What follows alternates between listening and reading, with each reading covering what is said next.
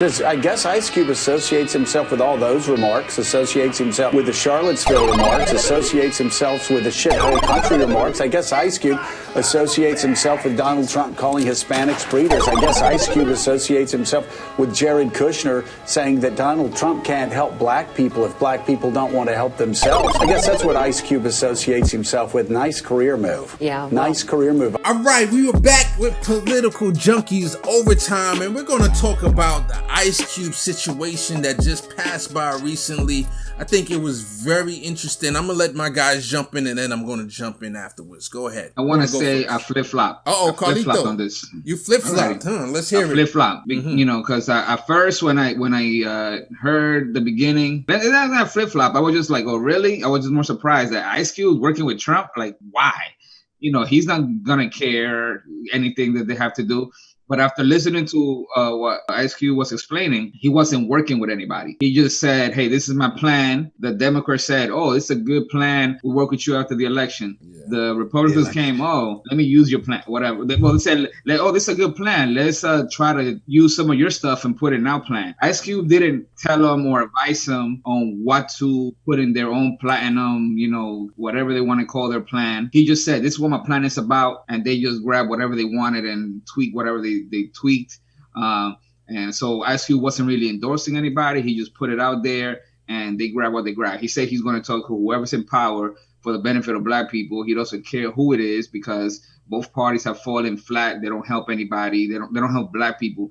And they haven't over time. So he's just trying to put black people first for once. I'm not mad at it. I think that you talk to whoever's going to listen to you. And the Democrats have been very clear for decades that they really don't care that much about black people. And they showed it again this time where all you had to do was say, hey, Ice Cube, let's talk right now. And we listen to you and that's it. And maybe they put stuff in the plan. Maybe they don't.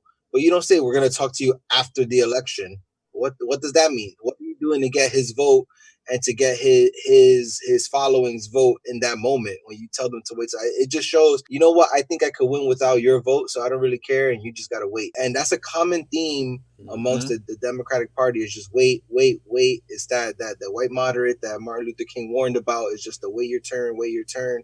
We saw the same thing happen with the progressive warrior princess, Brianna Joy Gray, where she was talking to Noam Chomsky and he's shaming her for having an idea that, you know, as black people, they should get something.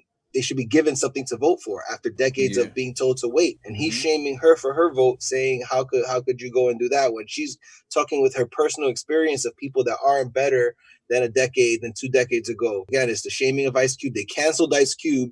He was going to be on a CNN interview and they canceled it. And Brianna Joy Gray has been canceled for the longest by the Democratic establishment and by the woke establishment, saying that how could she not support Biden? And it's like, how privileged are you and how much of a terrible person are you to look at black people, a black woman and a black man in this country and just be like, you know, I really don't care what you have to say. I don't care about your opinion. If you don't follow my opinion, you're wrong.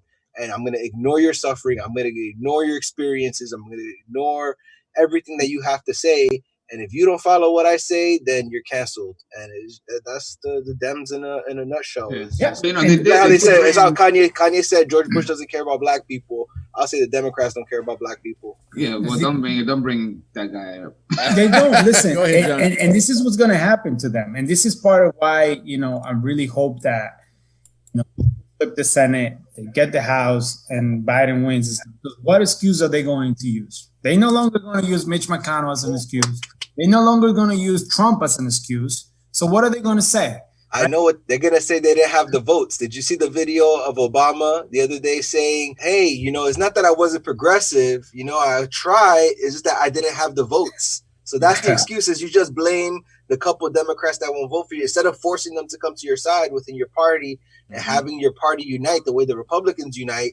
The Democrats be like, oh, you know, this guy from West Virginia, he's not going to vote with me. What can I do? And that's going to be the excuse when the time comes. They're just going to be like, we didn't have the votes, so we had to do a watered down plan of any plan if they do anything. That's not true, because when he was negotiating the ACA and he was trying to get Democrats on his side, he didn't go to Joe Lieberman to convince him to put at the very least, put the public option in there. He went to Dennis Kucinich and he forced him to. He said, "Hey, if you don't come to my side and just vote for it, we're going to redistrict you out of Congress." And he voted for him, and guess what happened to Dennis Kucinich? He got redistricted anyway, and he's not in Congress. It's amazing how strong the Democrats could be when they're fighting against progressives. Yes. They pull out every stop. They pull out every chess move, every trick.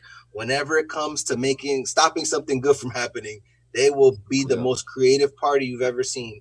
And then when it comes to doing anything for progressives, when it comes to blocking a Supreme Court seat, doing this, you just see the true colors. Yeah, and that's why one of my least favorite people in politics is Rahm Emanuel. Because he was staff for Obama, and he was always had this image of being tough. But if you look at his record, he's always tough against progressives. Yeah. You know, he's always talking down, browbeating them, and forcing them to go to the right instead of the left. He was never tough against Republicans. So you know that's why I can't stand that dude. But a little correction though, you know, CNN did bring back Ice Cube though. Yeah. He went back and he went on Cuomo, and you know that's the interview that I saw where he was, you know, setting the record straight. He did. I think he forced Cuomo to apologize, right? Yeah, Cuomo was like, "Oh, okay, I didn't understand. Let me." Like Ice Cube wasn't playing on. He was like, "This is what happened. This is how it is," and Cuomo's like, "Okay, I understand. You know, make it clear, whatever. Okay, and we have you back whenever you want. As you know, if anybody listens and implements any of your plans, we'd love to have you back." But you know, to bring it back to a Gabe point, to what Gabe was saying, it was, you know, it is like the Democrats just think because you're a Latino and you're black, you automatically going to vote for them, and you're going to be like, oh well, how dare you? Like, how dare you not vote Democrats if you're Latino and black? So 2020. I don't think they're going to use that. I don't think they could get away with that anymore. I just honestly don't think, because what are they going to say? Well, if you don't want another Trump in office, you got to vote for us. And I don't think that's going to fly. I don't know. We'll see. What happens when the next Trump isn't overtly racist, is a smooth, slick talking guy or gal, probably a woman that can come in and make everybody put their guard down, and then could be potentially worse with policy as far as representing the Republican Party. That's the scary part, is when you get a competent Trump. Trump has been able to do so much damage being incompetent. If you get a competent Trump that doesn't say the quiet parts out loud, that isn't, again, overtly sexist, overtly racist, you know, you don't get so much of that protest vote against Trump. And it's going to be scary when that happens. I've long warned against the next Trump is going to be worse if we continue to vote lesser of two evils. And I have no reason to believe otherwise. And that's why it's so important to push Joe Biden to be better once if he is elected.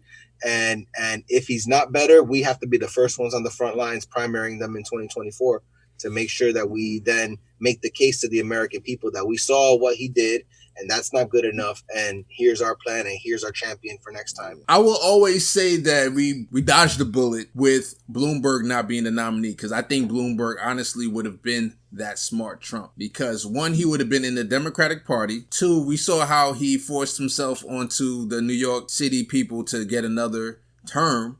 And then as soon as he left, they switched it back so that, you know, the next person couldn't run 4 times or whatever. Right, he changed the law so they could run again. Yeah, so I think we definitely dodged the bullet. So somebody like a Mike Bloomberg, who everybody kisses his butt for some reason, and on the got right, money, everything is money. Yeah, you're absolutely right. Everything is like, oh well, here you go. Here's $20 million. Yeah, yep. You need a job. And you know, this guy, he throws out promises and then doesn't even fulfill them. Like we saw what happened when he said he was going to hire all these people for the rest of the campaign. Pay them out all the way to November. Yeah, and he never did that. In the middle of a global pandemic, was like, psych, you're not getting no money. He took the $18 million and was like, oh, let me just give it to Biden instead. But let me cape a little bit more for Ice Cube, because even though the Trump administration, you know, looked at his plan, they really didn't implement anything. You know, they put some flowery words, but there's no details behind it. And you know, a guy, he's a little too to the right for my liking, but I like some of his commentary. And not everybody in here likes him. Roland Martin, he did a good breakdown of the Platinum Plan, and he had experts in, and he talked about how basically there was nothing there, including Trump taking credit for things that were already there before, you know, like giving money to HBCUs, but really the money was already coming from other programs that were already there. and he broke down and he went over all the different aspects. Well, the ones that had any kind of detail, because some they were just like, what does it even mean? But he did a good breakdown, and he had experts, economists, HBCU presidents in his show talking about all the different parts of the plan that Trump was trying to take credit for. I think this was a good case study of how the media, they can be in their own bubble. So, for example, when Ice Cube came out and said what he said, in the Twitter and this, everywhere you hear a lot of people was against Ice Cube, right? And then he went on Roland Martin's show to explain himself, which was, I watched the whole video. It was a good video. And what people took away from that. So I watched AM Joy Reid's not there anymore. It was another panel was there. And then I watched a couple different people talk about it. And I saw the same talking points. They were saying, it seemed like Ice Cube didn't read any of the other people's plans. I'll tell you, after seeing his interview with Roland Martin 2 days ago, I don't know that necessarily Ice Cube has read through many of those plans as well, or at least. Now, when I watched the video, when you come up with your own plan, you're not required to read everybody else's plan. You know what I'm saying? You're coming up with your own plan. Why was that even a talking point? And because I kept seeing it on AM Joy, on CNN, on here, I was like, okay, yeah, these guys are all in the same WhatsApp group chat saying the same talking points and basically putting disrespect on this man's name. I just sent you the meme that we were sharing earlier in the week. I don't know if we could get that up. It's people with real problems, and it kind of goes with what Ice Cube was saying. It goes with what Breonna Joy Gray was saying. It goes with what we've been saying as progressives. So the first guy goes, treating this broken arm, it bankrupted me. And what will you do about that? And then the Democratic donkey, who's representing the Democratic Party and also the Democratic stands, the ones that are the vote blue no matter who, you're helping Trump. Then you get the next person. I'm only making $2.13 an hour plus tips with no benefits. What will you do about that? The Democratic donkey, you're helping Trump. The next person, I was laid off when the pandemic hit, like those people that Mike Bloomberg laid off after he said he was going to pay them to November. And I've just been evicted. What will you do about that? You're helping Trump. Then you get the black woman. The police are murdering us. What will you do about that? Russia, Russia, Russia. It's just like the Democrats, again, they don't care about black people, and it's our job to keep their feet to the fire. Kudos to Ice Cube. Kudos to Bree for fighting the good fight and actually representing and making sure that black people are still kept front of mind and are not thought as an afterthought, especially being that they've been the most loyal vote to the Democrats. So shout out to them for that. Totally. I just remember my point. So, and Gabe, you touched on this earlier, where another talking point that I saw that was said multiple times was that they said, Joe Biden is not even in power right now. So it makes sense. He can't do anything right now. So it makes sense for him to say that he can't really promise anything. He said he agreed with 85% of the plan and said he would address the plan after he's elected, if he's elected. To me, that makes practical sense. He says, I'm going to act upon these objectives if I'm president. That to me says, I'm not going to promise you what I can't deliver. Right.